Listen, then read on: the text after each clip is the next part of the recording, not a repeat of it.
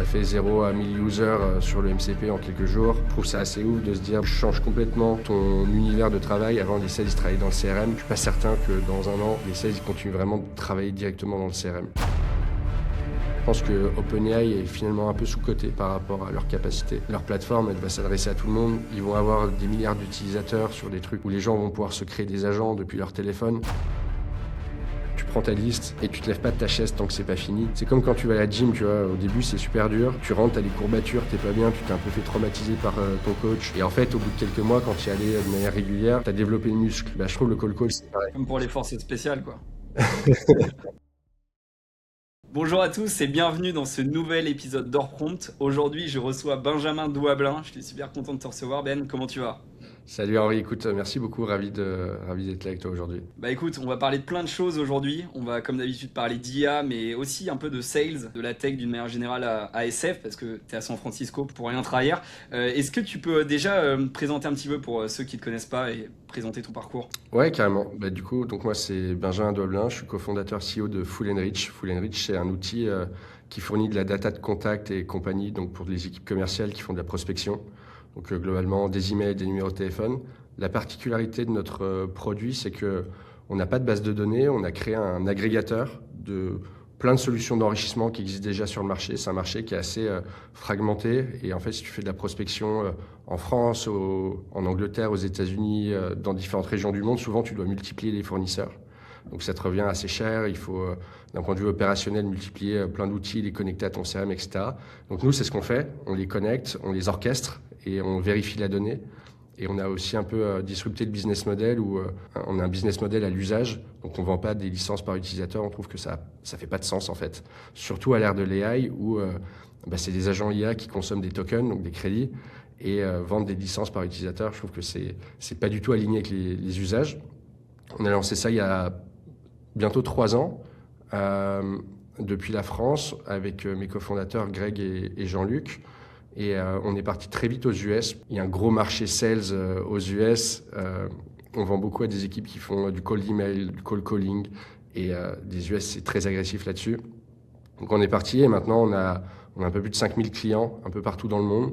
On est une quarantaine dans la boîte. Et voilà, tout se passe super bien. Et on a plein de use cases autour de l'AI, donc ravi de parler de ça aujourd'hui avec toi. Je suis super content de pouvoir évoquer tous ces sujets. Pour les gens du coup qui connaissent pas Full & Reach, concrètement, là, moi j'ai pas l'impression qu'il y ait mon numéro de téléphone sur internet, mais tu peux avec Full & Reach choper mon numéro.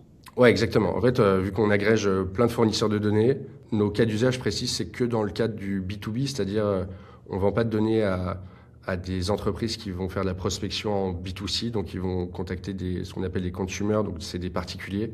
On vend que à des professionnels. Et effectivement, on peut trouver ton email pro, ton numéro de téléphone portable, et comme ça, les équipes commerciales peuvent faire de la prospection. Et ça s'adresse plutôt à des petites boîtes ou des très grosses entreprises? Est-ce que demain, si moi je lance ma boîte, je pars de zéro, j'ai intérêt quand même à utiliser Full & Reach ou c'est uniquement pour les très gros? Nous, on veut vraiment rendre la donnée accessible à tout le monde. Donc, on a un premier plan à 29 euros par mois. Je considère que n'importe qui lance une entreprise peut investir 29 euros dans un abonnement pour avoir justement les coordonnées de ses prospects, potentiellement des investisseurs, aussi des candidats, parce que quand tu veux recruter aussi, tu as besoin de contacter les candidats. Ça s'adresse vraiment à toute petite entreprise et aussi on a d'énormes clients. Tu vois, on a Amazon, on a du HubSpot, du Salesforce, on a Deal. Tu as des boîtes qui ont quasiment 10 000 ou plus employés. Et donc, en fait, notre produit s'intègre très bien dans l'écosystème et tous les outils qu'ils peuvent utiliser. Donc, on s'intègre dans les CRM, dans tous leurs outils d'automation, les Zapier, les N8N. On a une API, donc tous les RevOps vont pouvoir nous plugger un peu partout. Les GTM Engineers aussi, il y a beaucoup de GTM Engineers. Et après, on a une interface qui se veut relativement simple, justement, pour coller aux usages des personnes qui ne sont pas forcément très techniques, mais qui veulent chercher des leads, les enrichir et les pousser après dans leur CRM ou leurs outils de prospection, que ce soit prospection email ou téléphonique. Ok, top. Et là où ça devient intéressant, tu parlais d'intégration, vous avez aussi une intégration avec Claude, avec le MCP. C'est-à-dire que demain, si je lance un business et que je veux adresser, je ne sais pas, les agents immobiliers, alors c'est peut-être pas la meilleure cible, mais je peux demander à Claude, connecté au MCP Full & Reach, va me trouver le contact des agents immobiliers dans telle région. C'est comme ça que ça peut fonctionner? Ouais, exactement. On a lancé notre MCP, on a une énorme traction sur sur ce produit-là. D'ailleurs, on a fait un hackathon avec Anthropic là, à Paris, un hackathon go-to-market avec plus de 250 participants, justement où on a développé plein de use cases autour de comment tu peux utiliser de la donnée pour ta prospection directement dans Claude. Donc tu vois, tu n'as même pu aller dans quelconque interface, tu le fais directement dans Claude. Quelques use cases, c'est de se dire, tu peux utiliser Claude pour justement chercher des audiences qui sont parfois un peu plus dures à trouver. Ça va leverager potentiellement le web. Tu vois, si tu veux dire, là, on est sur un podcast AI. Donne-moi la liste de toutes les personnes qui font des podcasts AI et va me trouver leurs emails et leurs numéros de téléphone. Les sales, aujourd'hui, ce qui se passe, et nous, on l'utilise énormément en interne et nos clients, c'est pareil. En fait, le sales, il quitte quasiment plus Claude. Il reste dans Claude pour faire sa recherche de leads, faire l'enrichissement, pousser ça dans son outil CRM, que ce soit Salesforce, HubSpot, éventuellement dans d'autres outils de sales automation. On peut partager quelques chiffres, mais on a fait 0 à 1000 users sur le MCP en quelques jours. Ça continue de grandir de manière assez folle. Et en fait, ce qu'on se rend compte aussi, c'est que ça permet à des gens qui sont à la base pas techniques de faire des workflows ou des sortes d'automatisation qui avant étaient réservées à des profils un peu plus techniques, des RevOps, des growth. Et là, tu as plein de commerciaux qui étaient assez frustrés d'être dépendants d'autres personnes parce qu'ils ne savent pas à la base, ils savent même pas forcément ce que c'est une API, tu vois, c'est pas leur job. Donc je trouve ça assez ouf de se dire, tu changes complètement ton univers de travail. Avant, les sales, ils travaillaient dans le CRM. Je suis pas certain que dans un an, les sales, ils continuent vraiment de travailler directement dans le CRM. On est d'accord, ouais. Maintenant, Claude devient presque la méta-interface qui te permet d'interagir à différents tools, dont Full & Rich. Mais du coup, chez vous, alors les sales s'en servent à travers Claude. Est-ce que c'est un peu le bazar et n'importe qui prompt comme il peut avec le MCP connecté, les bons outils? Ou alors vous avez quand même cadré ça, vous avez installé des skills, vous avez peut-être des interfaces sur Cowork ou pas? Enfin, comment ça se passe pour vous déjà et pour vos clients? Alors, on a créé plein de skills autour de notre MCP. Les skills, ça te permet de guider et t'assurer que tu obtiens ce que tu veux quand tu le demandes. Et c'est un peu ce qu'ils appellent des guardrails. On évite au MCP de partir dans tous les sens. On met une sorte de cadre qui permet de maximiser les résultats et de donner aux utilisateurs en fait ce qu'ils s'attendent à avoir, ce qui n'est pas toujours le cas quand tu n'as pas de skills.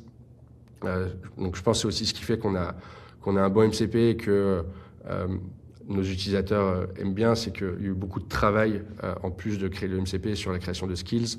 Nous, en interne, on a un projet Full & Rich MCP où justement il y a toutes les skills, on fait nos recherches de leads là-dedans. Ce que je remarque, c'est qu'il n'y a pas beaucoup de partage des bonnes pratiques en général dans les boîtes. Tu vas avoir une personne, que ce soit un sales ou autre, il va créer un truc parce qu'il s'est déterminé un soir à faire un agent et ça l'aide pour lui, mais est-ce qu'il va le généraliser et le pousser à ses équipes, c'est moins garanti. Donc nous, ce qu'on a créé aussi en interne, on a créé des AI Day. Il y a toute la boîte qui m'a pitché comment ils utilisent l'AI en 10 minutes, que ce soit les designers, que ce soit les techs, que ce soit les product sales, etc. Et du coup, moi, ça m'a permis aussi de me rendre compte quel était le niveau d'adoption de l'AI, de nos MCP. On fait des partages de bonnes pratiques et après, tu le pousses à toute ton équipe. Comme ça, tu élèves le niveau d'adoption de l'AI dans toute la boîte et pas juste sur des individus. Ouais, nous, c'est ce qu'on met en place aussi chez des clients. Alors, vous l'avez fait de votre côté, mais le fait d'aller interroger tous les métiers, les côtés design, côté product, côté sales, côté marketing, chacun va innover de son côté. C'est intéressant de refaire sortir tous les usages et d'essayer de les généraliser. Globalement, par expérience, alors vous êtes ASF, donc peut-être un petit peu plus avancé, mais il faut quand même démarrer sur des choses très basiques, sur l'IA. J'imagine que vous, n'importe qui, même le boulanger, utilise Claude ASF. Donc ouais, dès que quelqu'un a quelque chose de cool, vous récupérez sa bonne pratique, vous en faites un skill et vous partagez peut-être un petit peu plus largement. Au niveau des interfaces aussi, les artefacts peut-être. Ouais, exactement. Ils ont créé un projet qui s'appelle Obeya. Je sais plus, c'est un mot en japonais, ça veut dire un truc intéressant à la base. J'ai oublié ce que ça voulait dire. Et en gros, l'équipe sales, ils ont, c'est comme un cockpit. Tu sais, nous, notre produit, on vend des crédits d'enrichissement et du coup, en fonction de la consommation des utilisateurs, nous, on n'a pas beaucoup de visibilité dans nos interfaces sur comment les utilisateurs consomment. Là, avec l'AI, on a pu connecter le MCP Full & Rich, on a pu connecter tout ce qui est Product Analytics, c'est-à-dire le comportement des utilisateurs, combien de personnes sont loguées dans un workspace, comment ils ont consommé les crédits, est-ce qu'ils ont consommé les crédits plus vite que la durée de leur abonnement. Et en fait, grâce à ça, on envoie des signaux à nos commerciaux pour savoir, là, c'est peut-être le bon moment de rappeler ton client parce qu'en fait, il a consommé 80% de ses crédits en 3 jours et donc il va sûrement manquer de crédit, c'est peut-être le bon moment de le rappeler. Enfin, tu vois, tu te crées tout un cockpit et c'est super visuel. C'est ça qui est génial. On a notre design system qui est intégré et donc en fait, tout ce qu'on crée en interne dans Claude, que ce soit même des interfaces de dashboard, match notre design et donc aussi ça aide à adopter parce qu'en fait tu as l'impression vraiment d'être dans ton environnement. Mais ça, c'est pas des devs de votre team qui l'ont fait, c'était les users. Ouais, Mais tu peux nous montrer peut-être deux, trois interfaces où c'est. Peut-être je te prends de court, hein. Ce que je ferai, je t'enverrai des screenshots de OBA et de 2-3 trucs.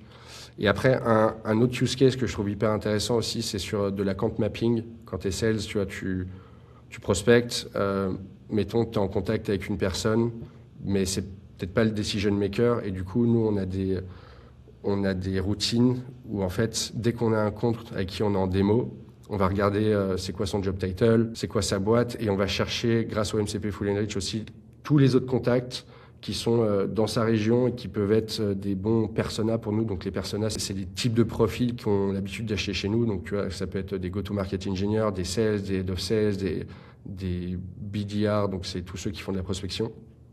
Et donc automatiquement, on crée une liste pour le sales en disant écoute, si tu veux maximiser tes chances de gagner le deal, contacte toutes ces personnes-là. Il reçoit un organigramme avec tiens, dans cette entreprise, voici toutes les personnes que tu dois contacter. Ça, c'est le VP of Sales, ça, c'est le Sales Manager. Là, il y a le RevOps qui, a priori, gère les sujets data parce que sur son LinkedIn, il a mis ça. Et donc, ça aide vachement dans la recherche d'un gain de temps de malade. Et donc, nous, ce qu'on fournit, c'est aussi, tu as l'email directement. On peut aussi préparer le copywriting, donc les emails, comme ça le sales il a juste à copier-coller et envoyer son email. On n'a pas encore tout automatisé end-to-end. On pourra aller plus loin dans notre automatisation où on pourrait se dire à chaque fois qu'un commercial est en contact avec un prospect, on va automatiquement chercher toutes les autres personnes qui pourraient être intéressées par notre solution dans cette entreprise-là. Après la discovery, générer un email où en fait l'email on l'écrit en fonction des résultats de la discovery. Tu vois, où, par exemple tu connectes tes outils de... Tu connectes tes Fireflies ou... Ouais. Exactement, les Granola, les outils comme Mojo en France ou Gong. Tu connectes ça et du coup en fonction de ce qui a été dit pendant cette discovery, tu fais un message personnalisé en disant voilà, on a compris que vous avez des problématiques sur tel sujet, on peut vous aider à fixer ce problème de cette manière-là. Est-ce que vous seriez d'accord de tester notre solution? On peut vous offrir des crédits ou est-ce que vous voulez faire une démo? Tu peux avoir plusieurs call to action et ça peut vraiment être automatisé du début à la fin. Nous, on a décidé de ne pas le faire pour le moment parce qu'on est encore dans des phases d'itération. Et je pense que c'est ça aussi la clé du truc, c'est de se dire, c'est bien d'être super ambitieux sur je veux tout automatiser. Globalement, il y a beaucoup d'améliorations, tu vois, on appelle ça les baby steps. C'est de faire des tout petits pas à fréquence très régulière. Et du coup, tu peux dire en une semaine, tu peux tout automatiser, mais par contre, tu auras peut-être 40 itérations sur lesquelles revenir. Mais je pense que c'est le cas de tout le monde, hein. Le copywriting avec de l'IA pour contacter, tu trouves que ça fonctionne? Vous avez des bons résultats? Non, enfin... Voilà, on est d'accord. Moi, j'ai une approche complètement différente sur le... Je pense que je fais l'anti-pattern, c'est-à-dire que moi, l'outreach qui marche le mieux pour moi, c'est les trucs où j'écris comme un sauvage. Il n'y a plus de icebreaker, tiens, Enfin, moi, c'est très direct, je dis tout le temps mon intention, c'est des messages en général d'1 à 2 lignes. Après, quand ça part de ta boîte mail, c'est peut-être plus simple maintenant aussi. Ouais, peut-être. Peut-être, mais je n'automatise plus beaucoup mon outreach. Avant, je faisais beaucoup de très gros volumes, donc on automatisait à fond. Moi, à titre perso, je fais encore beaucoup d'outreach parce que je contacte tout le temps des prospects, des partenaires, des influenceurs, mais je n'automatise rien. On crée beaucoup de contenu sur LinkedIn. On a une sales qui a créé un agent. En fait, il y a énormément de gens qui l'ajoutent sur LinkedIn parce qu'elle crée plein de contenu. Elle est à plus de 30 000 connexions et je ne sais pas si tu sais, mais quand sur LinkedIn, tu es limité à 30 000 connexions. Tu peux avoir plus de followers, 50, 100 000, 200 000, 1 million de followers, mais ce n'est pas des connexions. C'est des gens qui te suivent, mais techniquement, tu ne peux pas échanger les messages avec eux. Et donc, au bout d'un moment, quand tu es un influenceur, tu fais attention aux personnes que tu acceptes. Tu vois, au début, tu acceptes tout le monde parce que tu dis, j'augmente mon nombre de followers, c'est top, et de connexions. Mais au bout d'un moment, tu fais gaffe. Et donc, elle s'est créé un agent qui va screener toutes les personnes qui regardent son profil et qui la demandent en ajout, et aussi qui interagissent avec ses posts LinkedIn. Et du coup, basé sur ça, elle s'est fait un prompt où elle va regarder si c'est dans son ICP, donc si c'est un client idéal ou pas, si c'est le bon persona, s'il a le bon niveau d'influence dans l'entreprise. Et en fonction de ça, elle va soit accepter la personne qui l'ajoute, soit ajouter la personne qui a regardé son profil en lui mettant une petite note automatisée. Et ça, tu le fais avec l'extension Claude. C'est évidemment des petits volumes, tu vas pas faire ça à scale. Et donc ça, pareil, c'est un truc qu'elle s'est créé toute seule parce que on les motive aussi à fond à essayer d'améliorer leur productivité et de chercher les automations. Moi, je trouve ça assez cool et c'est un truc qu'elle a partagé à toute l'équipe. Je l'ai pas encore mis en place personnellement parce que si j'ai atteint les 30 000 là, donc ça y est, c'est la rançon de la gloire. je passe du temps à supprimer des personnes qui sont plus dans mon domaine ou bref. Anyway. Après, tu peux mettre sur LinkedIn le fait que sur ta page principale, on n'ait pas la demande de connexion, mais demande de follow directement. Des problèmes de riches. Non, bah c'est bien en tout cas. Je trouve ça hyper intéressant. Mais par rapport à ce que tu disais sur la outreach, toi, tu crois toujours du coup au cold emailing, beaucoup plus que du sales call, parce que vous proposez les deux, de l'email et du téléphone. C'est quoi ton avis sur ces deux trucs-là? Si demain, je veux absolument aller closer mon premier client, tu vois, admettons, lui vendre des services IA, j'adresse les agences marketing, est-ce qu'il vaut mieux que j'appelle la personne? Si oui, je vais appeler qui? Et est-ce qu'il vaut mieux que j'envoie un email? Toujours avec Full Enrich, évidemment, mais... Si tu compares il y a 5 ans, 10 ans, c'est sûr que ça marche beaucoup moins bien et c'est devenu plus compliqué. Et je pense que c'est bien, tu vois. Enfin, c'est bien que ce soit plus compliqué parce qu'en fait, il y a pas vraiment de limite. Si tu envoies 10 000 emails par jour, en fait, ton inbox, enfin ta boîte mail, ça devient vraiment une poubelle. Et donc, ça a plus trop de sens. Je pense que Google, Mail et Microsoft, ils font plutôt un bon taf à filtrer les emails qui ressemblent à du spam. Donc après, il y a toujours plein d'alternatives, tu vois, typiquement, et c'est ce qu'offre l'AI aussi, c'est que l'AI va te permettre de changer chaque message. Donc chaque message est unique, et donc ça te permet de passer sous les filtres des barrières que peuvent mettre Google, Microsoft, enfin tous les trucs de serveur email. Ça marche encore, c'est quelque chose qu'on fait encore beaucoup, mais on le fait différemment. Avant, on blastait, c'est-à-dire on envoyait 100 000 emails par mois. On savait qu'on avait des petits taux de réponses, etc., mais ça faisait le taf. Maintenant, on est beaucoup plus précis. C'est devenu assez technique. Pendant 8 ans, j'ai fait du cold email sans être très technique et je m'en sortais j'avais l'impression de m'en sortir assez bien. Il faut cumuler plein d'outils, plein de bonnes pratiques, et dès que tu fais une erreur, en fait, ça peut te coûter assez cher parce que tu vas cramer ton nom de domaine. Du coup, il faut racheter un nom de domaine, il faut le réchauffer, etc. Nous, typiquement, notre cold email, on le fait en fonction des personnes qu'on sign up sur notre produit. On va outreach d'autres personnes de l'équipe. Donc, tu vois, c'est du cold parce que c'est des gens qui n'ont pas sign up, mais par contre, il y a leurs collègues qui ont sign up. On le fait à partir de sortes de signaux d'intent qu'on a qui nous font dire que c'est le bon moment de contacter ces personnes-là, ou aussi en fonction de ceux qui ont réagi avec notre contenu LinkedIn. Donc, on le fait différemment. On essaye de le faire plus intelligemment. Et aussi, je pense qu'il y a plusieurs trucs en go-to-market. Moi, je suis un gros fan du fait de créer une marque. Si tu as une marque inexistante, tu peux envoyer des tonnes de cold email. Bon, quand tu es compagnie ABC et que personne ne te connaît, a priori, ça donne pas trop envie de te répondre. En revanche, quand tu es Google, tu es Salesforce, je pense qu'ils ont un très bon taux de réponse parce que c'est des boîtes, déjà tu connais la marque, tu sais que c'est sérieux. Tu n'as peut-être pas envie d'acheter tout de suite, mais en tout cas, tu es plus à même déjà d'ouvrir l'email, de lire et considérer donner une réponse aussi par politesse parce que tu dis, bon, c'est jamais, c'est quelqu'un de chez Salesforce, ça vaut peut-être le coup que je sois pas impoli avec lui. Tu as ces trucs-là aussi psychologiques. Et donc, moi, je combine toujours le cold email, ça doit jamais être un canal unique pour moi. Ça s'accompagne d'autres trucs, ça s'accompagne, tu fais des pubs. Et les pubs, les gens vont te découvrir. Le cold email, ça va te permettre de booker le meeting, tu vois. Ils vont dire, ah bah oui, tiens, j'ai vu les pubs, ça a l'air super stylé, j'ai bien compris ce qu'ils font. Ils me proposent un rendez-vous, allez, pourquoi pas. Parce que des fois, tu vois les pubs, tu te dis trop bien, faudrait trop que je leur parle, mais t'as la flemme, tu le fais pas, tu vois.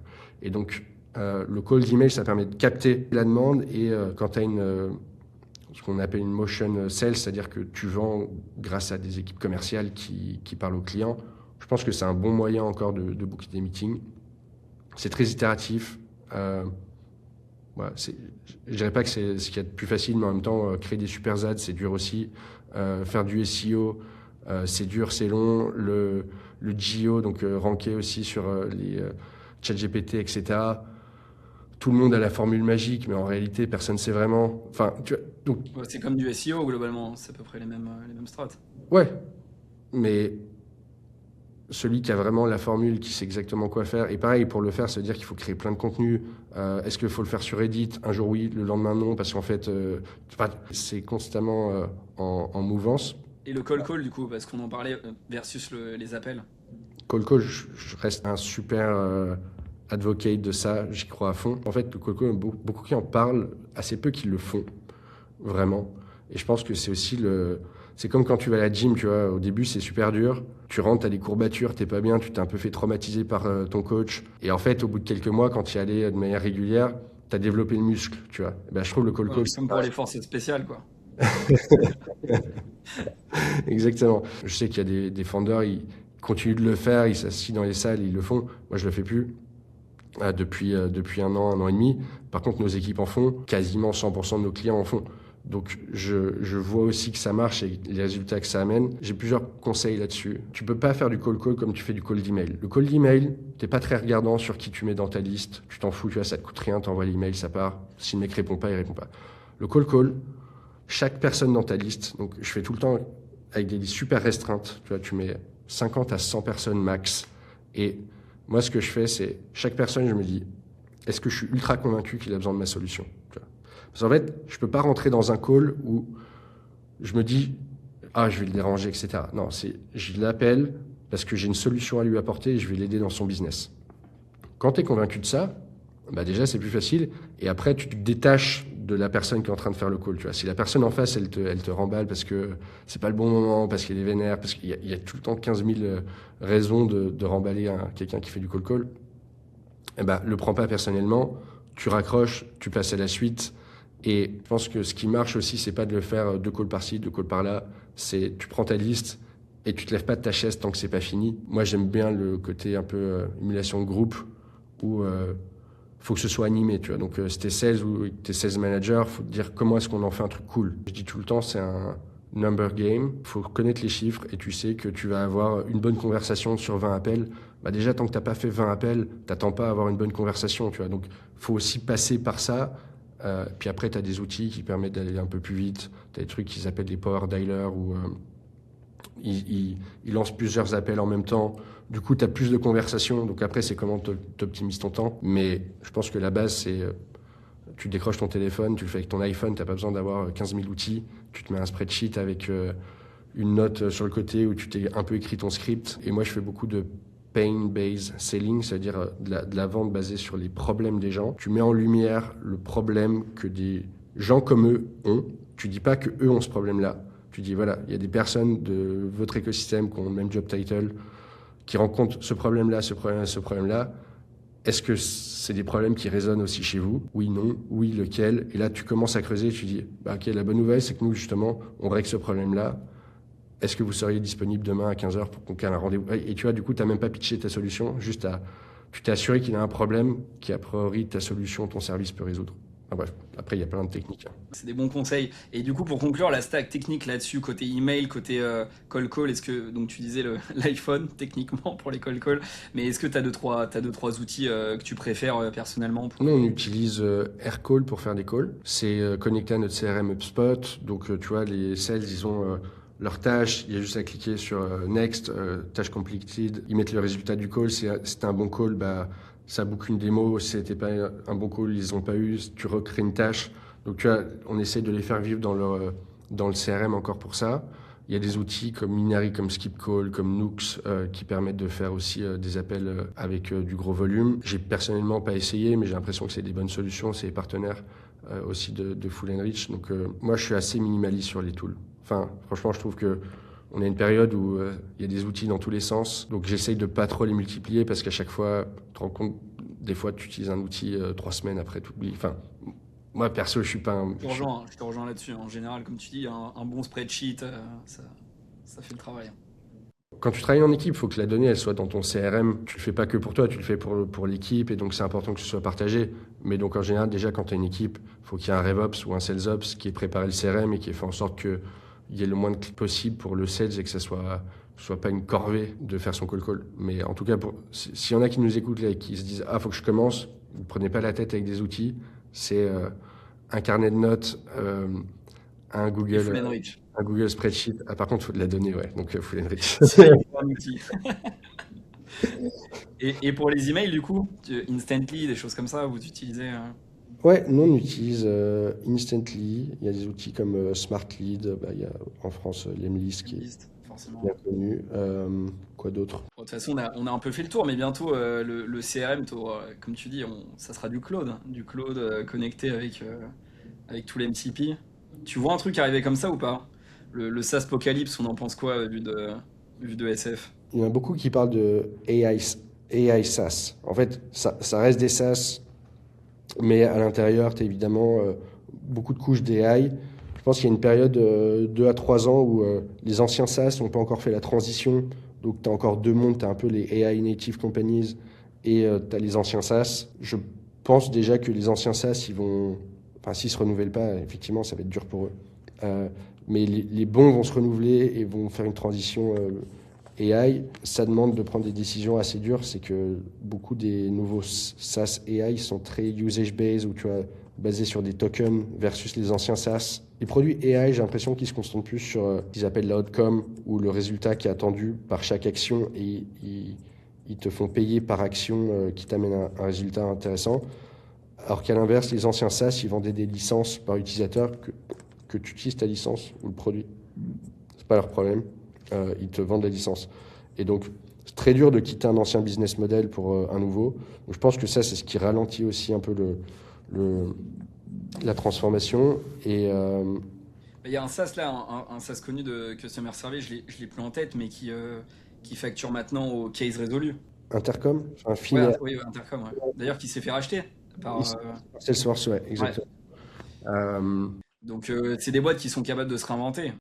Mais c'est celles-ci qui survivront, je pense, ouais. Exactement. Mais tu vois, quand tu as des investisseurs et que tous les trimestres, enfin, tu fais un rapport de tes revenus et que bah, quand tu prends cette décision, il faut peut-être être d'accord que pendant 6 mois, tu vas avoir une baisse de revenus. Bon, ça, c'est dur, tu vois. Enfin, la réalité, c'est que c'est des grosses décisions, tu vois, parce qu'en plus, c'est des paris. Tu sais pas si vraiment ça va se concrétiser comme tu as compris. Ça se trouve, tu vas mal l'exécuter. Enfin, il y a plein de facteurs qui font aussi que ça se fait pas du jour au lendemain. C'est mon point. Et sur le SaaS Apocalypse, je pense qu'il y a beaucoup d'excitation autour de on peut tout créer, c'est génial. La réalité, c'est que aussi, quand tu veux vraiment faire un produit qui est bien, il faut y passer du temps, il faut penser à tous les cas d'usage possibles, imaginables. Et donc, en fait, tu passes ton temps à construire des choses qui ne sont pas ce qu'on va appeler core, ou core product dans ce que tu fais, qui sont un peu annexes par rapport à ton business. Genre, pourquoi est-ce que tu recréerais un Slack? Tu payes 10 balles ta licence Slack Ouais. et c'est fait en fait, tu vois, genre, tu as autre chose à faire que de créer des trucs qui existent déjà. Ceux qui créent pour créer, bon, c'est qu'en fait, je pense qu'ils se concentrent pas sur les bonnes choses. C'est des gens qui devraient jouer au Lego, hein. Sincèrement, Claude Code, c'est un peu le Lego pour les adultes, hein. Mais il y en a aussi, du coup, beaucoup dans la Silicon Valley, parce qu'en France, on en a plein. Il y a plusieurs catégories, je dirais. Il y a les personnes qui veulent lancer un business et qui disent, vas-y, je peux tout créer. Et ils sont sur du Cloud Code, Lovable, peu importe. Ils créent des apps, mais par contre, jamais ils les vendent à qui que ce soit. Mais par contre, ils ont créé plein de produits et c'est cool. Et je pense que je le vois presque comme le remplacement du jeu vidéo, en fait. C'est que tu es dans une démarche de construction, c'est super gratifiant. Tu vas te dire, ouais, j'ai créé cette app, c'est ouf, je suis en train de monter un business. Par contre, j'ai l'impression que, et j'ai pas les chiffres exacts, hein, mais j'ai l'impression qu'il y en a assez peu qui arrivent à vraiment trouver des clients, le distribuer, etc. Parce qu'en fait, ça demande beaucoup de compétences différentes de construire un produit, trouver des clients, vendre, à s'assurer qu'il y a un product market fit, ensuite construire l'architecture de revenus qui fait que c'est viral ou que ça scale. C'est, enfin, c'est dur et tu vois, genre typiquement, nous, Full Rich, on a eu de la croissance parce qu'aussi on est une équipe à la base de 3 co-founders, super complémentaires. Après, on a recruté des gens talentueux pour augmenter tout ce qu'on fait. Donc en fait, c'est vraiment monter une boîte, c'est pas juste builder pour le plaisir de builder, tu vois. Ouais, t'aurais pas pu vibe coder Full and Rich et le lancer tout seul et faire une 1 billion one man company, quoi. Je pense, en tout cas, pas avec Full Rich. Peut-être, il y a des boîtes enfin, il y a une boîte qui l'a faite et il y en a qui vont continuer à le faire. Euh, et franchement, j'ai pas le niveau pour ça, tu vois. Genre, Et ces gars-là, du coup, c'est intéressant. Leur talent, c'est one man billion company. Les talents de ces mecs-là, en fait, c'est des sales. Parce que le nerf de la guerre, il est plus tant sur la technique, ou c'est des ingé tech qui ont réussi à craquer le code de l'acquisition. Comment tu vois le truc? Ouais, je pense que c'est plutôt des ingé-tech qui ont craqué l'acquisition.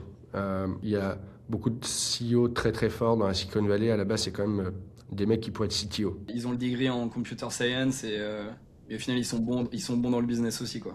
Ouais, voilà.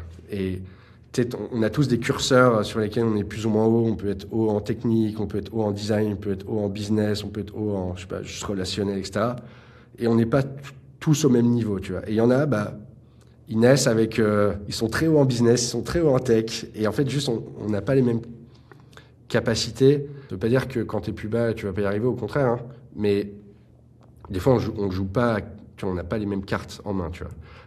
Et On donc, je croise pense, beaucoup des ovnis qui ont maxé toutes les stats. beaucoup non, mais il y en a.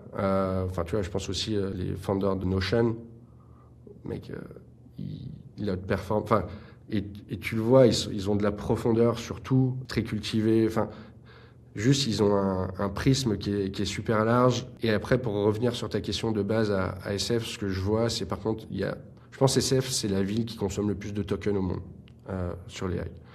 Parce que si tous les devs se créent des agents ailleurs, il y en a qui consomment pour un peu builder des apps et essayer de refaire des SaaS, mais à l'ère de l'AI, tu vois, où ils se recréent des interfaces surtout, tu vois, ils se recréent un Strava plugué à leur bague Oura ou je sais pas quoi pour avoir un peu leur dashboard. Bon, je sais, c'est cool. Je sais pas quelle est la valeur incrémentale de ça, mais c'est cool. Ici, ils se disent comment on crée vraiment le futur et comment on crée des systèmes qui font qu'on va exploser et concurrencer tout le monde, genre mais par facteur 100. Et je pense que San Francisco, ça attire aussi des gens qui sont prêts à ça, qui sont prêts à travailler dur, un peu dans la douleur parfois, ce qui peut être très malsain, hein. Tu te rends compte, il n'y a pas 15 000 façons de le faire. Ils ont recruté des VP Engineering qui ont fait toutes les transformations AI. C'est simple, les ingénieurs n'avaient plus le droit de coder comme ils avaient fait avant. J'ai l'impression que tu fais ça en France, tu as un peu une révolution, tu as les mecs qui sont pas contents et tu le fais pas. Là-bas, c'était en fait, si vous le faites pas, C'est-à-dire ils ont plus le droit de coder, ils utilisent que l'IA. ouais, c'est des très grosses boîtes tech. L'humain, à la base, aime pas vraiment le changement, tu vois. T'as toujours des mecs qui sont un peu des early adopters et qui adorent l'innovation, mais ça reste une infime partie, surtout dans les grosses boîtes tech où, bah, à force, t'as des gens qui sont pas forcément des early adopters, donc il faut un peu forcer le mouvement. Et donc, j'ai vu pas mal de boîtes là qui forçait le mouvement. Et je pense que c'est lié aussi au marché américain si ça se passe pas bien avec quelqu'un, tu peux plus facilement t'en séparer. T'as un marché qui est plus agile dans ce sens-là aussi. Et SF, ça reste une ville qui est assez dure, tout est très cher. Donc si tu viens, c'est que t'as envie dans ta tête, t'as envie d'aller dans cette direction-là, tu vois, sinon t'as rien à foutre ici, tu vois. Donc, Et toi, t'es content? bah écoute, moi j'aime bien être là, je rencontre tous les jours des personnes super intéressantes, super smart. Il y a un écosystème pour les entrepreneurs qui est super, tout le monde s'entraide. Euh, il y a une grande humilité des gens, tu peux rencontrer des gens très très successful, qui sont très humbles, qui sont aussi très curieux de comprendre comment toi tu fais, etc. Enfin, t'as pas ce truc de parce que t'as fait une boîte à plusieurs milliards, t'écoutes plus personne, tu vois. T'as un vrai état d'esprit de ce qu'ils appellent les builders, donc c'est des gens, leur raison de vivre, c'est qu'est-ce qu'ils sont en train de construire, c'est quoi leur vision du futur et qu'est-ce qu'ils font maintenant. C'est pas tant qu'est-ce que tu as fait avant qui compte, c'est plutôt dis-moi ce que tu es en train de construire, comment tu veux changer ton industrie ou comment tu veux changer le monde, et c'est ça qui compte, tu vois. Et il y a des côtés qui te gonflent aussi. Alors déjà, moi j'ai tendance personnellement à me concentrer sur ce que je contrôle, et du coup tout ce qui me dépasse, je suis là en mode, ok, est-ce que je suis content de ce qui se passe? Je sais pas. Par contre, est-ce que je peux y faire grand-chose? A priori, non, tu vois. Genre, c'est parti. La fusée, elle est partie. Et donc, tu te dis, ok, est-ce que je vais lutter contre ça? Moi, j'ai décidé de pas le faire. Peut-être que c'est pas le bon choix et que, en fait, on va se retrouver avec les GI et que ça va partir complètement en sucette. Je sais pas. J'ai toujours bien aimé l'innovation, le changement, la vitesse. J'espère juste que d'un point de vue humain, ça va bien se terminer pour tout le monde et pour les jobs. Entre guillemets, quand tu as la chance de t'intéresser à ces sujets-là, je pense que ça crée beaucoup d'opportunités. Ça va créer plein de jobs. Forcément, ça va en tuer aussi pas mal, mais T'es plutôt optimiste. ouais, j'essaie d'être optimiste. Enfin, tu vois, je pense que je suis de nature optimiste et donc c'est des sujets auxquels je pense pas. Tu peux tout le temps tirer un tableau assez noir. Tu peux regarder aussi, bah, qu'est-ce que tu penses de l'économie française, qu'est-ce que tu penses de l'économie européenne, enfin, et pareil, avec tout ce qui se passe dans le monde, franchement, c'est assez triste. J'ai tendance personnellement à me concentrer aussi sur comment on rend nos clients chez Full Rich contents d'utiliser notre produit et je m'occupe de mon tout petit terrain. T'as bien déjà assez à faire, je pense. Mais Avec ouais. ça. Non, mais intéressant. Et du coup, les trois gros labos, enfin les Google, Anthropic, OpenAI, vu de là-bas, ça se passe comment? Vous aussi, vous dites Anthropic, ils commencent à avoir une longueur d'avance assez sérieuse, ou t'enterrerais pas les autres Pour Google, je sais moins. Je pense que Google, le gros avantage qu'ils ont, c'est la distribution avec. Enfin, je ne connais pas quelqu'un qui n'utilise pas un produit Google, quoi. Apple aussi dans ces cas-là, alors que Apple, ils ont un serveur tard, mais bon. De toute façon, ils sont associés à Google sur Gemini. Ouais, voilà. Mais tu vois, il y a un an, on ne savait pas encore si Apple allait le faire ou pas. Je pense qu'ils ont un peu déclaré forfait il y a quelques mois. Google, je pense pas que ce soit le cas. C'est juste, ils sont pas à la pointe. Et pareil, dans la distribution, ils le font pas de la même manière. En revanche, Anthropic, évidemment, ils ont un momentum de malade. Je pense que OpenAI est finalement un peu sous-coté par rapport à leur capacité. Et ce qu'ils ont vraiment shippé, c'est assez impressionnant. Tu vois, je sais pas si tu utilises Codex ou autre. Codex très peu, mais ouais, c'est revenu très fort. Bah, tu vois, Codex aussi, je pense je sais pas où ça va aller, mais ça fait très code. Et donc, tu te dis que c'est pour les développeurs. Bah, en fait, leur plateforme, elle va s'adresser à tout le monde. Si un jour, ils décident de merger l'app ChatGPT et Codex, ils vont avoir des milliards d'utilisateurs sur des trucs où les gens vont pouvoir se créer des agents depuis leur téléphone. Bah, Claude Code faisait aussi très code au début, hein. Tu pouvais y accéder que via le terminal. Enfin, c'est Ouais. ça qui a changé les choses. Après, ils ont créé Cowork et puis le chat. Je pense qu'il y aura un équivalent avec OpenAI.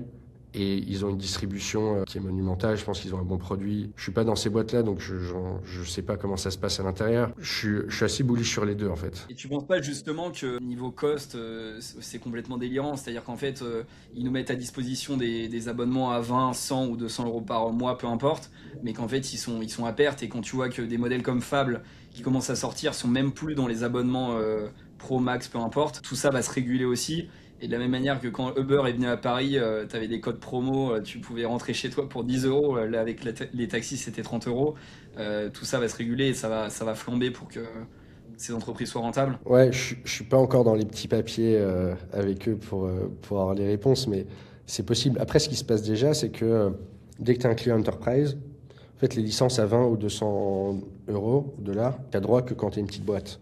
Parce que ils veulent créer de l'usage et c'est aussi pour ça qu'ils lèvent des milliards à des euh, trillions de dollars valuation. Je pense que c'est pour donner accès à ce qu'ils pensent être le futur en termes de productivité, d'accès à l'information, de création, etc. Dès que tu es une grosse boîte, en fait, ils te disent tu n'as plus le droit d'utiliser les licences à 200 balles, tu passes sur l'API, et l'API, il gagne de l'argent. Et c'est pour ça que c'est 5 fois plus cher. Pareil, quand ils révolutionnent des industries bancaires, je pense pas qu'ils manquent d'argent, les banques. Et c'est comme n'importe quelle boîte. Demain, tu montes une boîte en France et tu veux t'exporter en Italie, en Bulgarie. Bon, tu vas peut-être revoir ta politique tarifaire pour que ça colle à l'économie locale. Dans 10 ans, je ne sais pas si on aura la capacité énergétique de servir tout le monde. Peut-être que ça va être réservé aux grandes entreprises qui ont l'argent de supporter les vrais coûts. Franchement, je sais pas. C'est intéressant ce que tu dis. Moi, je pensais que les entreprises, quand même, pouvaient utiliser. Enfin, il y a les plans Teams avec les boîtes, mais effectivement, quand tu veux faire vraiment du gros volume, je pensais pas qu'ils bloquaient en API.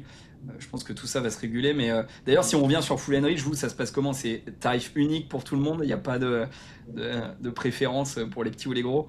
On vend des crédits d'enrichissement où, comme je te dis, ça commence à 29 dollars et ça peut aller à plusieurs dizaines de milliers par mois en fonction de tes besoins et ton usage. Et après, ce qui se passe, c'est que le prix du crédit diminue en fonction du volume. Donc, tu vois, tu as un volume discount. Et après, toutes les features, tous les accès sont inclus, illimités. S'il y en a qui nous écoutent, qui sont dans le software, il y en a qui ils vont fermer l'accès à certaines fonctionnalités. C'était pas au plan qui coûte tant. Nous, on n'a pas fait. On a décidé de donner accès à tout à partir du premier plan. Il y a un free trial aussi. Enfin, tu peux faire un essai gratuit. On donne des crédits pour tester et tout est accessible. Et donc, je dirais les gros clients, pour répondre à la question, ils payent en volume plus cher. Après, le prix au crédit est parfois moins cher. Les très gros clients, ils payent des add-ons en plus de sécurité. Des SSO, des choses comme ça. Ouais, exact. Et c'est quoi la suite du coup pour vous là maintenant? Parce que la croissance est assez sympa. C'est quoi les levées de croissance? Je sais que niveau contenu, tu disais que vous êtes beaucoup sur LinkedIn, tu avais un studio de podcast dans les bureaux. Ça m'intéresse que tu m'en dises un peu plus sur comment tu vois la création de contenu, l'acquisition pour conclure. Pour gagner, il faut un super produit. Ça, c'est la base. Je pense qu'on a un super produit. Donc maintenant, moi, mon focus, c'est comment on crée une marque qui soit générationnel, c'est-à-dire comment dans 10-15 ans, quand on évoque Full Enrich, les gens se disent c'est juste un no-brainer, c'est le meilleur outil d'enrichissement. C'est un outil sur lequel on peut avoir confiance parce que nous, on fait très attention à la qualité de la donnée. On investit énormément sur la vérification des données. On investit aussi beaucoup sur la compliance, tu vois, tout ce qui est RGPD, CCPA, donc c'est la même chose, mais en Californie. Et nous, en gros, ce qu'on veut, c'est pouvoir amener une couverture partout dans le monde, une vérification qui soit du plus haut niveau possible sur tous les points de data qu'on vend, donc les emails, les numéros de téléphone. On est connecté aux sociétés telco pour justement récupérer des feedbacks et constamment améliorer la qualité de données. Et donc, en gros, on veut avoir des fondamentaux de branding, tu vois, où c'est du trust, la compliance, etc., où je me dis, dans 20 ans, si ça change pas, je serai toujours content que nos piliers de marque, ce soit trust, compliance et coverage. Quant à ça, après, tu réfléchis à comment tu distribues. Donc, nous, on fait beaucoup de contenu en interne sur LinkedIn. Tu vois, moi, je poste 3-4 fois par semaine. On a aussi des démarches en interne où toutes nos équipes, elles postent. On travaille avec... on a certains ambassadeurs, des influenceurs. On a beaucoup de nos clients et utilisateurs aussi qui postent à notre sujet. Et donc, déjà, merci à eux. Et beaucoup de bouche à oreille. Enfin, c'est bête, mais je pense que quand t'aimes bien un outil et que t'en parles, ça aide. On a la chance de vendre à des commerciaux qui parlent pas mal de ce qu'ils font. Donc, effectivement, on a une super croissance. On va continuer d'exécuter à fond. Ce qu'on veut, c'est être aussi bon en Europe, aux États-Unis et demain peut-être dans d'autres régions. On veut vraiment se positionner comme étant, en anglais, c'est GTM Data Orchestration Layer. Nous, on se positionne au-dessus des data providers en termes de techno.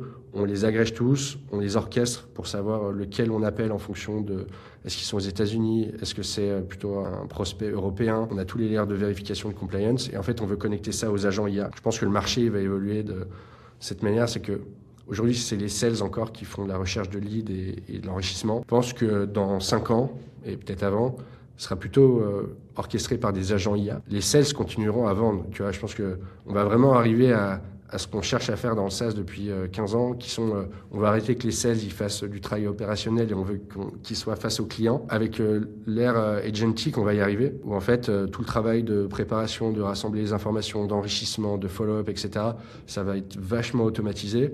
En revanche, je crois encore beaucoup au fait que sur des ventes qui ne sont pas transactionnelles, il y aura toujours ce rapport humain et donc les sales vont devoir être même encore meilleurs qu'aujourd'hui sur connecter, bien comprendre les problématiques, être problem solver, donc résoudre les problèmes de leurs clients. Mais donc tout ça pour dire sur la partie enrichissement, je pense qu'il y aura moins de SDR qui feront de l'enrichissement, il y aura plus des agents IA, donc nous on prépare, on a un peu une infrastructure data pour les agents IA. Et c'est le gros de notre positionnement et je pense que le fait d'être à San Francisco aussi aide beaucoup pour ça parce que on vend énormément de boîtes agentic, tu vois, tout ce qui est Sales AI Agent, Go-to-Market AI Agent, tous les recruteurs AI Agent aussi qui ont besoin de données pour trouver les candidats. Voilà, là on va être aussi sur Marketplace officiel de OpenAI, Anthropic. On essaye vraiment de s'intégrer dans tous les outils AI. Ouais, c'est clair, et vous n'avez pas besoin d'élargir vos features, en fait, juste continuer à faire ça, le faire bien, avec toutes les valeurs que tu évoquais, encore une fois, le trust, etc. Et surfer sur la vague des connecteurs, d'Anthropic, etc. Je pense que c'est très smart. Et surtout, c'est très, très facile d'usage, hein. Moi, perso, on utilise Full Enrich, chez nous, ça fonctionne hyper bien. D'ailleurs, si les gens veulent tester, on mettra un lien en description. Tu dis, il y a des crédits offerts pour démarrer. Je vais donner un code que tu mettras en commentaire et un lien spécial qui donnera plus de crédits que... On donne normalement 50 crédits gratuits. Là, je te ferai un lien avec 500 crédits gratuits. Ah ouais, x10. On peut faire quoi avec 500 crédits? On a combien de numéros de téléphone Avec 500 crédits gratuits, tu as 50 numéros de téléphone et tu as 500 emails. Donc, tu peux, si tu fais une campagne email, tu peux contacter 500 prospects. Tu peux trouver un client, du coup. Si tu dis que tu as une bonne conversation tous les 20 appels, tu peux avoir au moins deux bonnes conversations et demie. C'est pas mal. Ok, super. Bah écoute, merci beaucoup Ben. Franchement, c'était très sympa, très intéressant. On a beaucoup parlé des sujets sales, mais c'était aussi l'objectif. Moi, forcément, je te suis depuis un moment et c'est assez incroyable ce que vous faites. Et sincèrement, je m'en sers et je m'en servirai même si on se connaissait pas déjà un peu. Mais voilà, donc on va renvoyer forcément tous les gens vers Full Enrich, vers ta page LinkedIn parce que tu t'envoies du contenu très cool aussi. Est-ce qu'il y a d'autres liens que tu veux qu'on mette? Bon, tu me diras. Ouais, plutôt LinkedIn. Je réponds encore pas mal sur LinkedIn. Donc, Bon, c'est trop tard pour faire partie des 30 000, mais si, parce que j'en enlève. Donc, Ah ouais, ok, donc il y a des places qui se libèrent tout le temps. Ok, tous les jours, il y a des places qui sont ouvertes. incroyable. Bon bah top. Et du coup, c'est la question que je pose à chaque fois en fin de podcast. Est-ce que t'as des personnes que tu connais que je devrais inviter dans le podcast? Alors, il y a un mec que je trouve assez pointu sur des sujets AI go-to-market qui travaille avec, je pense, les plus belles boîtes de la Silicon Valley, qui est français, qui s'appelle Nico Druel. Il travaille beaucoup sur des workflow AI automation, mais dans le go-to-market, avec les plus belles boîtes. Donc pareil, il est sur des beaux budgets, il est sur des cas d'usage assez avancés. Donc je pense que ça peut être très intéressant. Peut-être très pointu, peut-être trop pointu, je sais pas. Et sinon, Pas forcément des gens dans l'IA, hein. Moi, je trouve ça intéressant d'avoir des personnes bon, qui font des choses un peu différentes, mais voir aussi quelle est leur utilisation de l'IA. Tu vois, j'aimerais bien avoir des sportifs aussi, parce que je suis certain, la dernière fois j'étais à la salle de sport, il y a un coach sportif qui est venu me voir, qui disait qu'il regardait mes vidéos et qu'il faisait tous ses plans sportifs, etc. avec Claude. Donc bon, là, ah, énorme, énorme. D'ailleurs, je me suis fait tous mes programmes de sport comme ça avec Claude, où je me suis fait un agent qui me met dans mon agenda en fonction de aussi à quoi ressemble ma semaine. Il me cale des slots, enfin des créneaux. Et dans l'invitation Google, j'ai mon programme de la journée. Donc ça, c'est assez cool. c'est Euh, parfait, hein. Bah, tu vois, il y a plein de use cases. Bah écoute, merci beaucoup Ben. Je te souhaite du coup une très bonne journée à SF. Et écoute, on se refera peut-être un second épisode dans 6 mois où vous aurez encore plus explosé. Hâte de refaire tout ça. Mais merci pour ton temps, c'était top. N'hésitez pas sincèrement à aller tester Full Rich. Il n'y a pas de sponsor, mais c'est vraiment hyper pratique. Trop bien. Bah, écoute, c'était un plaisir. Merci beaucoup, Henri. Et puis, bah, hâte de te revoir en personne. Je sais pas si ce sera à Paris, Dubaï ou ailleurs. Bah, allez, bonne fin de journée. C'était un plaisir. Merci beaucoup. Merci Ben. À toutes. Ciao tout le monde. Ciao.